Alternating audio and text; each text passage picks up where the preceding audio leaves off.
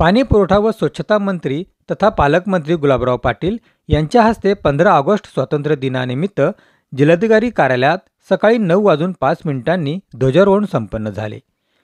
यावेळी बालगोपाल, महिला व ज्येष्ठ नागरिक तसेच अधिकारी वर्ग मोठ्या संख्येने उपस्थित होते। यानंतर विविध क्षेत्रातील गुणवंतांचा सत्कार समारंभ कार्यक्रम पार पडला। नितीन ईश्वर मोरे युनिट 10 महार रेजिमेंटमध्ये कार्यरत असताना सैन्य दलाकडून कांगो या देशात संयुक्त राष्ट्र मिशन या मोहिमेमध्ये डोक्याला दुखापत झाल्याने 76% अपंगत्व आले। त्या सन्मानार्थ महाराष्ट्र शासनामार्फत त्यांना ताम्रपट देऊन पालकमंत्र्यांच्या हस्ते सन्मान करण्यात आला। ध्वजारोहण संपन्न झाल्यावर पाणी पुरवठा व स्वच्छता मंत्री तथा पालकमंत्री गुलाबराव पाटील यांनी स्वातंत्र्य दिनानिमित्त जिल्हावासियांना संदेश दिला। संदीपाल वानखेडे, जनसंवाद न्यूज, जळगाव। भारताचा 78वा स्वातंत्र्य दिन आज उत्साहाने साजरा होत आहे। ज्यांनी ज्यांनी या देशासाठी बलिदान दिलं, आपलं आयुष्य देशाच्या स्वातंत्र्यासाठी समर्पित केलं, त्या सर्व ज्ञात अज्ञात वीरांचे स्मरण करून त्यांच्या स्मृतीस मी अभिवादन करतो। आज या ठिकाणी ध्वजारोहणाच्या समारंभात उपस्थित असलेले स्वातंत्र्य सैनिक, ज्येष्ठ नागरिक, लोकप्रतिनिधी, पदाधिकारी, अधिकारी, कर्मचारी, विद्यार्थी, पालक, पत्रकार सर्वांना मी मनपूर्वक शुभेच्छा देतो। ब्रिटिशांच्या जुलमी राजवटीतून मुक्त झाल्यानंतर आपल्या देशाने सामाजिक, शैक्षणिक, आर्थिक, सांस्कृतिक, उद्योग अशा सर्व क्षेत्रामध्ये प्रगती साधली आहे। महाराष्ट्रानेही विविध क्षेत्रात अग्रेसर राहून देशाच्या विकासात भरीव योगदान दिले आहे। राज्याच्या सर्वांगीण विकासाला गती देण्यासाठी शासनातर्फे अविरत प्रयत्न सुरू आहेत। सर्वसामान्य नागरिक हा विकासाचा केंद्रबिंदू मानून योजनांची अंमलबजावणी केली जात आहे।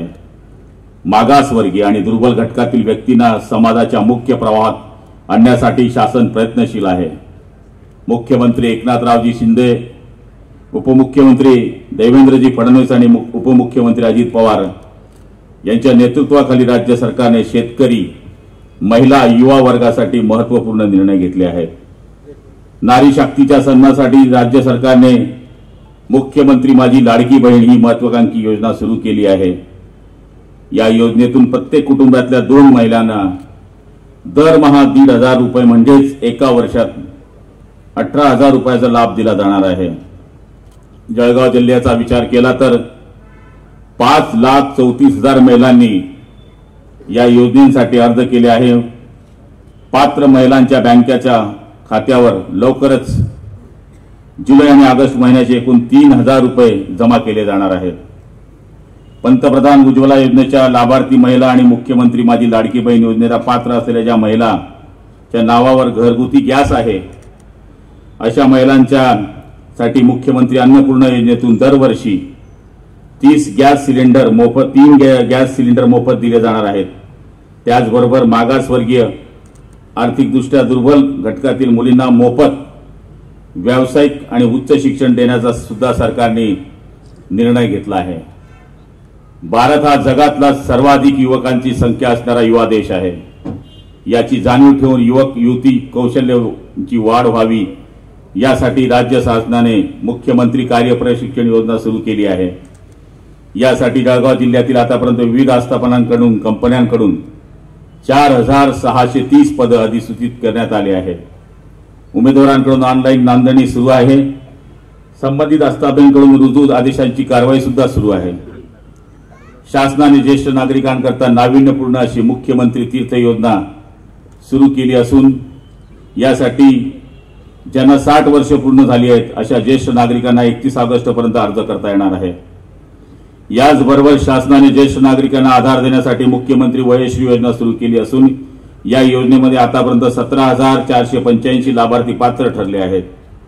या योजनेसाठी 65 वर्ष पूर्ण झाली आहेत अशा ज्येष्ठ नागरिकांना अर्ज करता येणार आहे।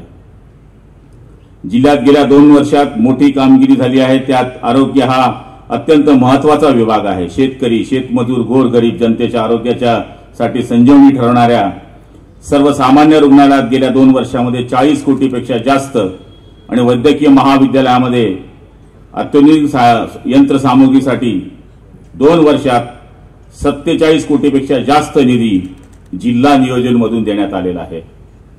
शेतकरी हा आपला अन्नदाता आहे. महाराष्ट्र शासनाने नेहमी शेतकरी आणि त्याच्या विकासाला हातभार लावला आहे. सन 23-24च्या खरीप हंगामामध्ये स्थानिक आपत्तीमुळे 2,49,488 शेतकऱ्यांना 132 कोटी 74 लाख एवढी रक्कम पीक विमा कंपन्यांकडून भरपाई पोटी त्यांच्या खात्यावर जमा करण्यात आली आहे. तर उत्पन्नावर आधारित 3,87,973 शेतकऱ्यांना 523 कोटी 28 लाख रुपये मंजूर झाले असून संबंधित शेतकऱ्यांच्या खात्यावर जमा करण्याची कारवाई सुरू आहे. या सरकारने जळगाव जिल्ह्यात सिंचनाच्या बाबतीत अत्यंत महत्त्वाचे काम केले असून जिल्ह्यातून मंत्री, खासदार, आमदार यांच्या पाठपुराव्यामुळे निम्नतापी प्रकल्पाची महत्वाकांक्षी जलसिंचन पाटसरे या योजनेची केंद्र सरकारने सर्व मान्यता प्राप्त झाल्या आहेत. त्यामुळे ही योजना पूर्णत्वास शेवटच्या टप्प्यात आहे. तसेच वाघूर प्रकल्प उपसा सिंचन प्रणालीचा क्रमांक 1 व 2 यालाही मान्यता देण्यात आली असून वरखंडे लोंढे मध्यम प्रकल्प आणि शेळगाव बॅरेज उपसा सिंचन योजनेस मान्यता मिळाली आहे. या योजनेमुळे हजारो शेतकऱ्यांची जमीन ओलिताखाली येणार आहे. जिल्ह्यात 9 ऑगस्ट ते 15 ऑगस्ट दरम्यान हर घर तिरंगा अभियानाचे विविध कार्यक्रम आयोजित करण्यात आले असून स्वातंत्र्यासाठी बलिदान देणाऱ्या वीरांना वंदन केले आहे. महसूल प्रशासन हा शासनाचा प्रशासनाचा कणा आहे. सर्वसामान्यांची छोटी छोटी कामं साध्या साध्या प्रमाणपत्राने आणलेली असतात. याची जाणीव ठेवून जिल्हा महसूल प्रशासनाने 1 ऑगस्ट ते 15 ऑगस्ट या पंधरवड्यामध्ये महसूल पंधरवडा साजरा केला. त्यात प्रत्येक दिवशी एक विषयासाठी विशेष शिबिर घेऊन लोकांची प्रलंबित कामं केली आहे. यासाठी जिल्हा प्रशासनाचे विशेष कौतुक करतो. तसेच जिल्ह्यासाठी गौरवास्पद म्हणजे शासनाने ई चावडी या महत्वाकांक्षी प्रकल्प सुरू केला आहे. त्यात जळगाव जिल्ह्याने सर्व गावांना 100% मागणी ई चावडी प्रणालीमध्ये नोंदणी केली आहे. ई चावडी अंमलबजावणीमध्ये नाशिक विभागात जळगाव जिल्हा हा प्रथम क्रमांकावर आहे. शेतकरी बांधवांच्या अत्यंत उपयुक्त प्रकल्पासाठी उत्कृष्ट कार्य केल्याबद्दल जिल्हाधिकारी व त्यांच्या महसूल प्रशासनाचे मी विशेष अभिनंदन करतो. पोलीस प्रशासनानेही डीपीडीसी मधून भरीव निधी दिला जात असून जिल्ह्यात कायदा व सुव्यवस्था राखणारी यंत्रणा यामुळे अधिक सुसज्ज होणारी मदत झाली आहे. जळगाव जिल्हा नेहमीच वेगवेगळ्या क्षेत्रात अग्रेसर राहिला. यापुढेही तो घोडदौड कायम राहावी यासाठी केंद्र आणि राज्य शासनाच्या विविध योजनांचा प्रभावी अंमलबजावणी करण्यात येत आहे. जिल्ह्याच्या विकासासाठी करण्यासाठी येणाऱ्या प्रयत्नांना आपण सर्व जिल्हावासीय लोकप्रतिनिधी एकत्रित येऊन साथ देऊया असे आवाहन मी आपल्याला या ठिकाणी करतो. पुन्हा एकदा सर्वांना भारतीय स्वातंत्र्य दिनाच्या खूप खूप शुभेच्छा देतो. जय हिंद, जय महाराष्ट्र.